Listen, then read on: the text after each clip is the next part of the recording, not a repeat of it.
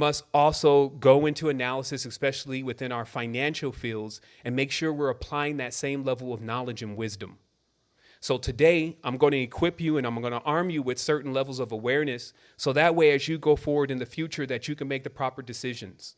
Also, I'm going to give you a proposal towards the end of this build about coming in with us and actually going forth with a project that we're just calling automated wealth.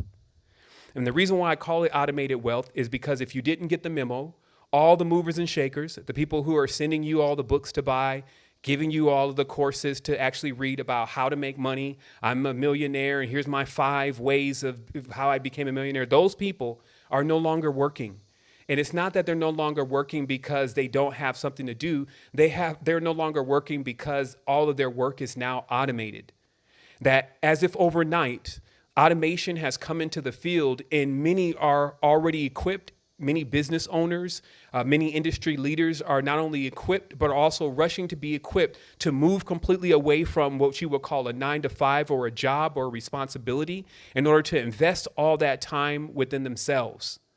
I see it very imperative that we lose the state of mind that we feel like you got to work for everything, and that just applies to us going out to somebody's job and removing ourselves from the time that we can spend with our children and our loved ones and the time that we can spend on ourselves.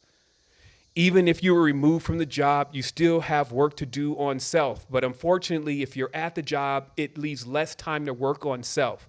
So I think it's foolish to keep investing lots of time into these industries and into these fields that have nothing to give us.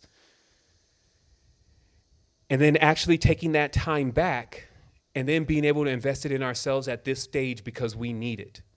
So this means that you would have to figure out automated wealth too. You would have to figure out a way to get your time back. I just looked at a presentation that was delivered towards the melanin dominant from the president in office. His promise was a platinum plan, as if we're all rappers at this point and we're all trying to go platinum. There was an offer of more jobs, as if it's just an offer to be more of a slave. It's very interesting psychologically how all this came about and how all of it works. But when you really think about that, if the best thing they tell us that we need is to get another job, and this is how they're benchmarking their success, it only says that they're benchmarking their success off based on whether or not you're going to be a slave. And it's time out for this. It's time out for intelligent beings to be doing this kind of thing, because if we're saying it's 2020 and we see it clearly, we need to actually see clearly what is the solution. I always feel like the solutions exist before the problem, but I know for sure I need to see the problem first before I can offer a solution. So I'm going to show you something here. And I'm going to begin now with what I feel like is parts of the problem, parts of the solution, but really a top-down approach at realizing what's been happening in this reality. Because you see, money is not old. If you go 3,000 years ago, you'll find that money was still there in some shape or form.